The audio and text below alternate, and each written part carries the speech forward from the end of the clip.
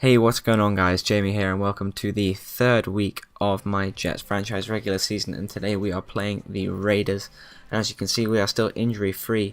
However, the Raiders are pretty much playing a second team by the looks of things. They're taking heavy hits on offense and defense, and especially the biggest of which being losing Carson Palmer, their starting quarterback for the season, with a fractured elbow.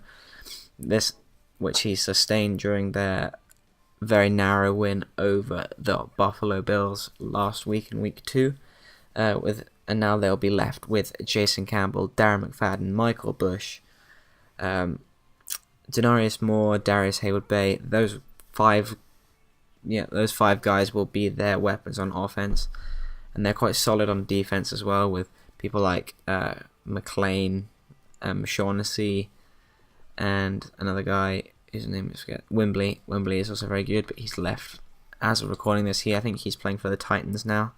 Signed a big old deal to go down to Tennessee, but that is besides the point. That is Madden 13 talk. We're not bothering with that business, and we'll be focusing on the Coliseum of Oakland, in Oakland, California. Nice 80 degrees, good weather for football, and we'll start with the toss. I think we lose the toss. Oakland elect to receive the ball, so they will be starting with the possession as they look to get a good first drive underway. Hopefully for them, they want to score. Hopefully for us, we want to stop them from scoring. Anyway, let's get into it. Campbell on the first play, hands off to Darren McFadden. He will get down for another 6 yards, and now 3rd and 1, more in motion. Campbell takes the ball out of this shotgun. He will find Darren McFadden at the left sideline for a nice 13-yard gain, taking the ball up to the 42. And now Campbell again under center, dropping back, looking for more, but Cromartie steps in front of it, picks him off.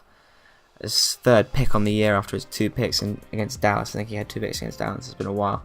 But now, anyway, Connor in motion, play action to Green. The defense bites, and Keller makes the reception for a 19-yard gain for the Jets. Now on a pitch outright, Sean Green is wrapped up, not going anywhere. So that's 3rd and 15 for the Jets now. Sanchez out of the gun, looking end zone for both of those receivers, but that was very lucky not to be picked off. Jeremy Curley not too happy about it. Darren McFadden, great running, great vision to find the hole to get up just shy of a 10-yard gain before Mo Wilkerson on his 2nd run absolutely smashes him down. Looks like a horse collar. But now a toss out left, I miss with Eric Smith, and Run DMC gets up to the 43-yard line, takes his total to 32 or 5.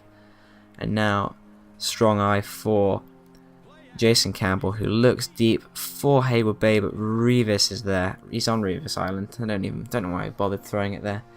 It's Revis all day long. Now Campbell dropping back, finds Denarius Moore for a 1st down on the 10-yard or 11-yard curl route. And now Campbell again finding his running back in the flats. McFadden takes it up for an 8-yard gain. He's being a solid weapon on offense so far. But now Michael Bush is in for him, and he can't pick up the 1st.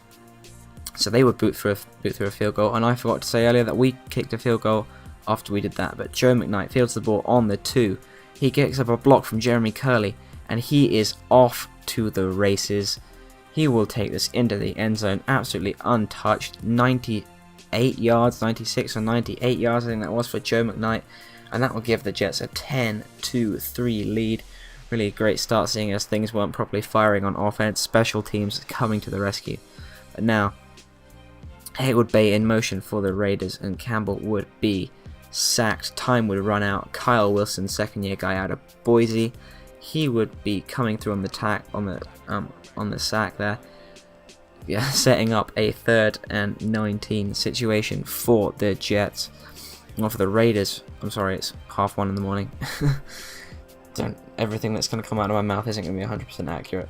Anyway, Boss picks up a clutch reception there, 30 yards, following it with that one, but that was just shy of a 1st, so that'd be no good, so they would punt it to us. And Sanchez, he is a long way back. That was a very stupid mistake by me, as time ran out and Shaughnessy picks up the sack. And we would find Curley in some sort of vain attempt to try and make up these lost yards as we look to find Burris, but he's nowhere near the ball and it bounces about, lucky not to be intercepted again. So we would punt this time back, and they would have really good field position after that sack and the failed attempts at offense. He would go deep for Denarius Moore against Crow Martin. He would come down with it and skip into the end zone, essentially untouched. I don't know, Crow Martin thought he was on Dancing with the Stars or something, just dancing circles around Denarius Moore, but we look to set up the screen to LT, who's in the game for Sean Green on third down. He would manage to pick up a good 12 yards down the right sideline. Now Sanchez again on first down on the 39-yard line. We'll find Burris, the big guy, makes a big catch there, and that'll take us to the 2-minute warning. Now after the 2-minute warning, we find Burris again far more wide open that time, much more comfortable catch, and he would take us down to the 13. Now Sanchez again looking for LT, really great move there to get away from the defender. Another spin past that guy, but that was nothing doing, so Shane Graham will come on and boot through the field goal with relative ease. And we would get the ball back at the start. That would take us down to the third or into the second half, and Sanchez would be sacked and cough up the ball on the first play of the second half. That would lead to that drive would lead to nothing, and we would hand it back to the Raiders, who now have third down and 4. Who finally, Boss is coming up clutch. He is bossing. He is bossing. Hayward Bay again looking for the end zone. He catches it, but Revis is there once again. Like I said, don't need to get pissed off, Hayward Bay. There's no point throwing it to Revis. He's just gonna do that all day long. Campbell takes the drop back, and Hayward Bay takes a shot. Takes an absolute heavy hit. He's setting up a long field goal for Sebastian Janikowski. It's got the legs, but he's hooked it slightly right. Something that you don't see too often is Janikowski missing a field goal, and he's rightfully very upset about it. But Shawnee would get on the ball, take it down for an 8-yard carry, and now he'd taken it for another 4-yard carry or so, 4 or 5-yard carry. And so yeah, by this point I sort of realised I hadn't really been running the ball much, apart from I've been throwing the ball a lot, and I only had about 7 or 8 rushing attempts in the entire of the first half, but that would lead to that missed faked field goal, and that was just all a bit of a mess, really. A bit embarrassing. But yeah, Holmes would be injured. I don't think he would come back for the rest of the game, but I'm not sure about that. But with 2.5 minutes left to go in the third and 12 for Jason Campbell, and time runs out for him as Mo Wilkerson gets to him as he throws it, so they would have to punt back to us. And we would find Jeremy Curley, who shrugs off the tackle, the 5'9", 190-pound guy, shrugs that guy off like he was absolutely nothing, and he makes a clutch run up near to the halfway line, and that would allow Sean Green to really bust through a big hole. Great blocking by the offensive line there to give Shawnee that opportunity to run. And now 3rd and 1, Green is going nowhere, full on blitz, more blitzers than there were blockers, so we would try and kick this 46-yarder, but it would just be a little bit short. Shane Graham not quite got the leg, which is quite surprising for a 46-yarder. But anyway, Mo Wilkerson, 3rd and 7, sits Jason Campbell down, change of position for the Jets now. 2nd and 11 for Mark Sanchez. Drops way back, and that's an awful decision, awful throw. Everything about that play was awful, and except for the catch by the safety, that was quite good. I'll give him that. But yeah, Michael Bush on a slant as the Raiders look to try and mount a comeback with 4 minutes to go in the final quarter. And now Campbell again finds Michael Bush, and he will juke past a couple guys and dance into the end zone. We would pick up an injury on that play, but it's nothing too serious, to be honest.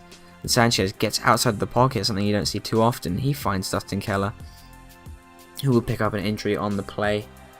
That was a good little completion there, and Sean Green busts a massive hole. He's just a little bit slow. If he had Darren Sproles type speed, he could have been off to the races there. Now Sanchez dropping back on 2nd and 7, finds Sean Nelson, who's in for the injured Dustin Keller, down to the 2-minute warning, and we're looking really just to run out the clock. And Sean Green doing what Sean Green does best, defenders off his back, wrestling his way down to the 2-yard line as the Jets look to try and come back from their 17-13 defeat, looking very likely now as they only have 2 more yards to make in 1 minute.